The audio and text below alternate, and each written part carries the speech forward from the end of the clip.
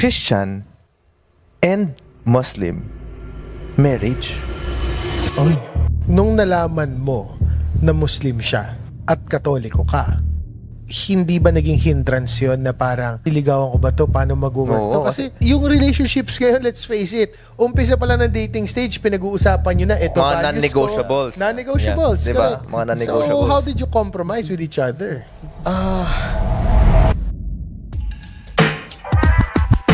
Podcast na naman with Gerald at Brian. Aral lang pulutan sa inuman at kwentuhan. Maraming taong iniiwasan tong maging topic sa social media.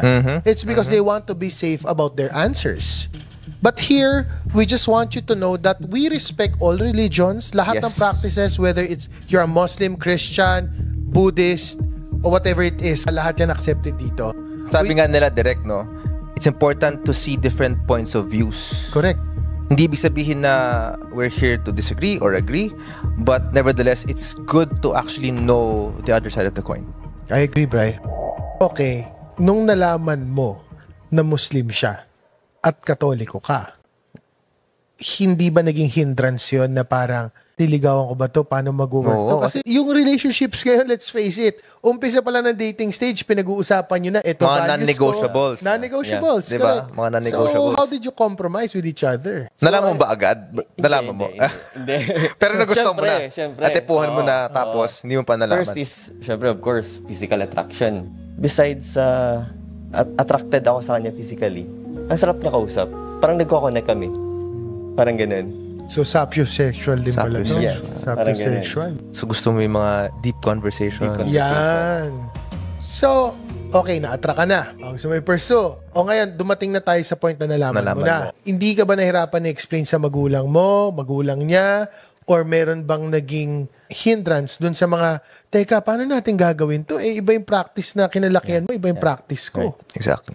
Paano nagkaroon ng compromise doon? Of course, meron. Meron talaga. At first na nalaman ko na Muslim siya, iniisip ko yung iisipin ng family ko. May mga family ka na super religious din. So, siguro may ano din, may factor din na yung nanguna yung ano sa kanya. Yung love. Yung love. Parang mas naging nangibabaw yun. Parang ako, from what I'm getting, love conquers all eh. Ako naman, love knows no bounds. Ayun! Grabe, no? Nata-download natin. And, I mean, there's some truth to it, eh. Sometimes we have non-negotiables, pero pag mahal mo talaga yung tao, eh, parang gagawin mo lahat. Correct. Just to be with the person. Going back to, ano yung dapat tatanong namin sa inyo, Bri, is that, ano yung mga naging problema nyo na, sample, pwede ka ba mag-asawa ng marami? No. Actually, yun yung pinag-usapan namin. Multiple wives. Ganon. Hindi naman automatic na pag Muslim ka, is automatic na apply yun. Parang hindi rin choice din siya. Merong choice din. Kasi parang, gets. Like other religion, hindi rin siya monolithic.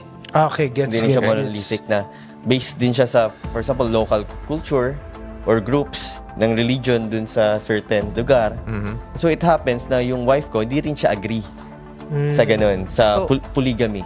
Okay. So you mean to say na, I think in all religion naman, no, there are beliefs and practices na you don't necessarily need to adhere to. Right. Correct. Right? It doesn't make you a bad person. Yes, definitely. Yeah. Ang belief ko is that dito sa mundo na to, we only have one God. Marami lang siya pangalan. Pwede siyang God, pwede siyang universe, Buddha, Allah, pwede siyang Aslam. Marami lang siyang names, but in reality, there's just one God. So technically, pag nagko-compromise tayo with each other, that is also the way of God for us to love each other.